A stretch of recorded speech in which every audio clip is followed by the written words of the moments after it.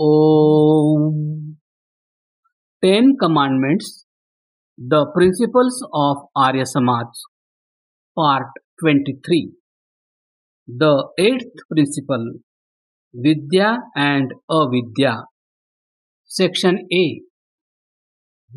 One should promote Vidya, that is, realization of subject and object, and dispel Avidya, that is, illusion. Om केतुं कृण्वन्न केतवेपेशो Mariya अपेशसे समुद्भिरजायथाः. Imparting knowledge to the ignorant, light to the benighted, rise, ye mortals, like unto the dawn. Yajurveda. Nature and nurture. Educationists make distinction between the nature and nurture of a man.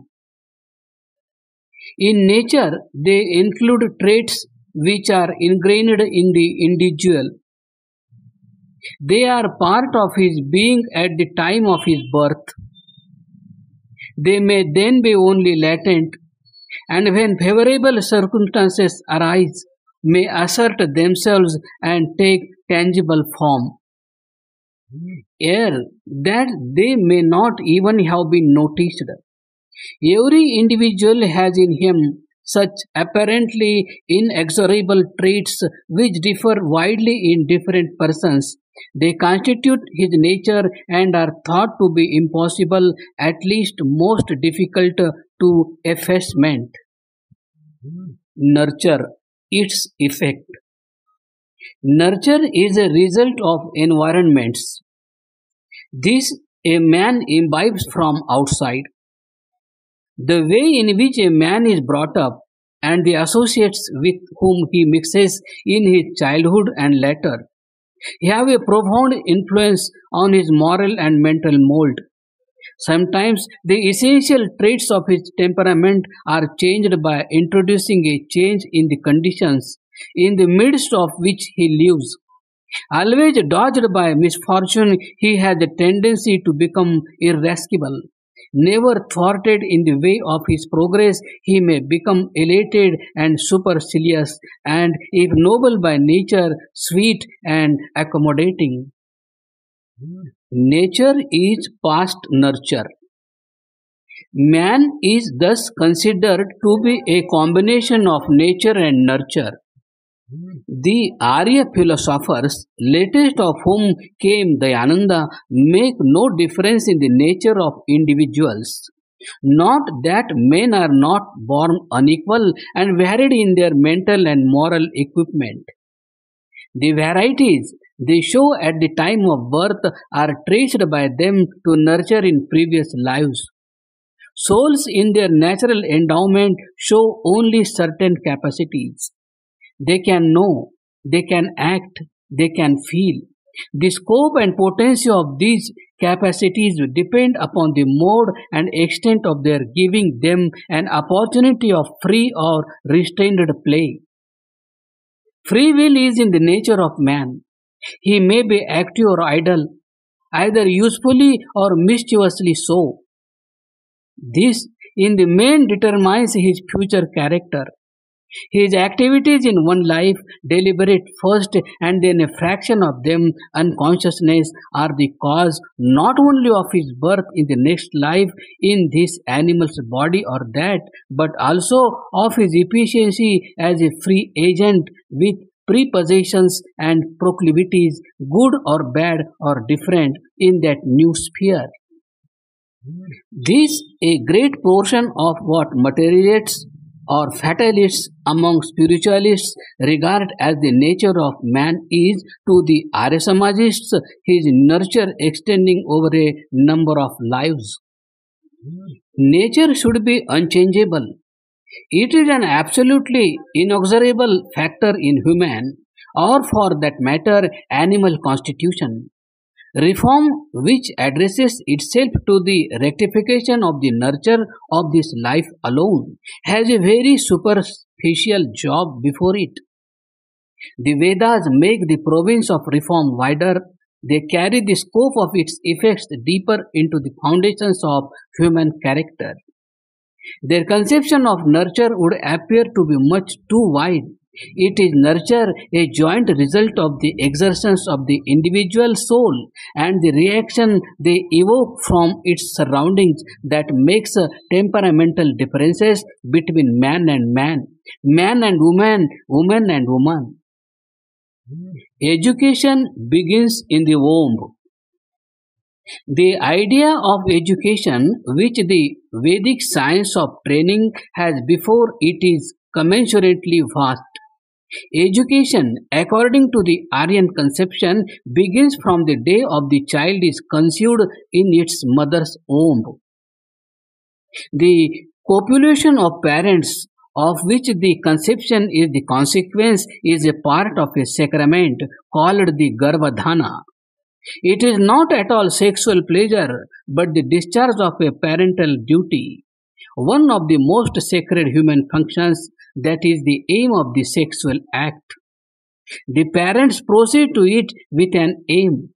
They enough, after long company in purity of love, resolved not only that they will have an offspring, but also what sort of man or woman the intended infant is to be.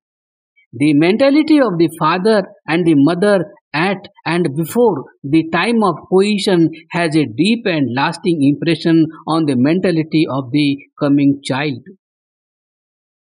What in common parlance is called the nature, but what we think is the previous nature of the soul that will be attracted to make the ovum of the prospective mother its abode, will depend upon the parents' resolve, not only on their capacity, but the practical steps they take to translate that resolve into action. Aryan eugenics lays great stress on the regular performance of this sanskar, in the course of which the seed of the sapling is to be laid. Education at home. After an interval of 4 months follows Punsavanam, or the viralizing ceremony, and 2 months later the Simantonayanam, or the intellect promoting ritual. These sacraments are to emphasize the special phase to be taken particular care of at each of these particular stages in the development of the embryo. The ceremony which comes next is that of birth, or Jat Karma. The mother passes through the ordeal of the delivery, and the child sees his first light of day, his body made safe from all infections. The formula Vedosi, thou art the Veda, is whispered in his ear, and the symbol Om, the proper name of God, is painted with honey on his tongue. Thus is the name of God made sweet to him from his birth. The psychological effect on this process is too deep for words. It may be mentally brooded over and enjoyed. On the 11th day after birth falls the naming ceremony. When a month and a half old, the child is taken into the open and brought in contact with outside air, with bright sunshine in the day and cool moonlight in the night. This being, so to say, his first initiation into communion with nature. Between the ages of 1 and 3 are performed the first barbering and piercing of ears, both processes of medical virtue. At school.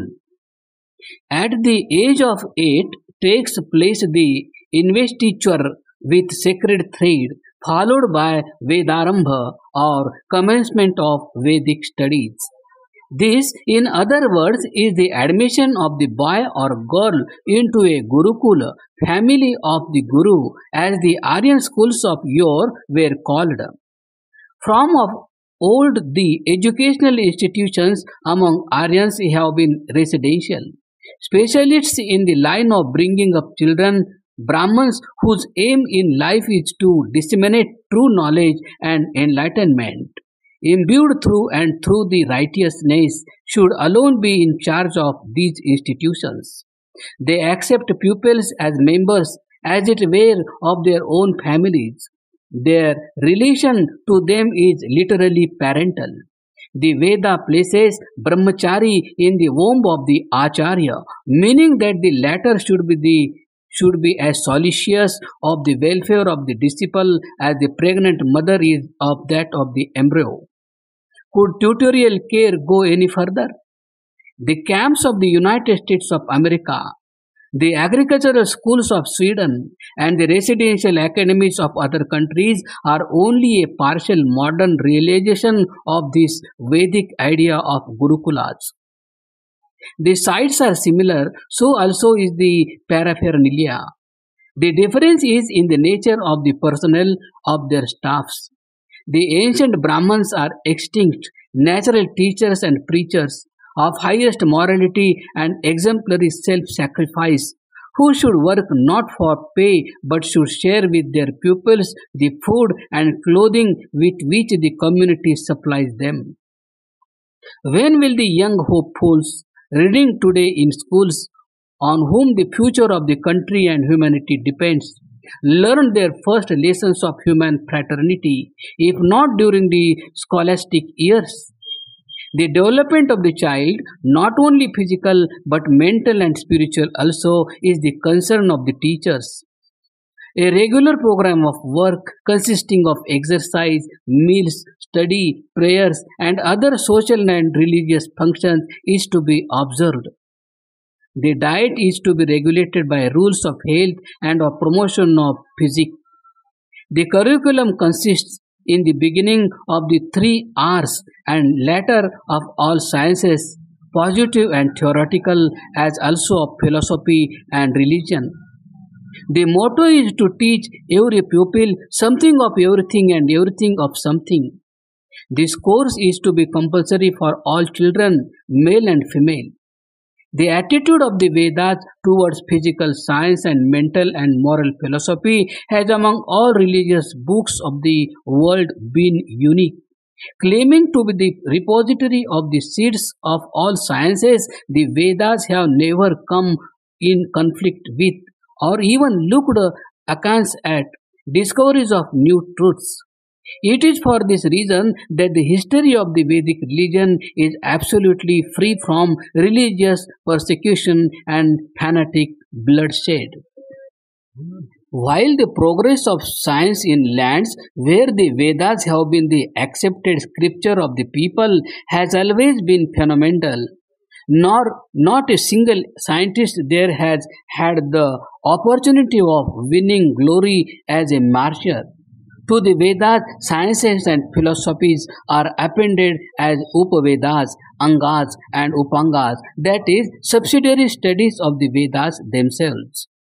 Atharvaveda, economics, Dhanurveda, military science, Gandharvaveda, music, and Ayurveda, medicine, are, for instance, Upavedas and phonetics, grammar, prosody, astronomy, rituals, and exegetics are the Angas, and the 6 systems of philosophy, the Upangas of the Vedas.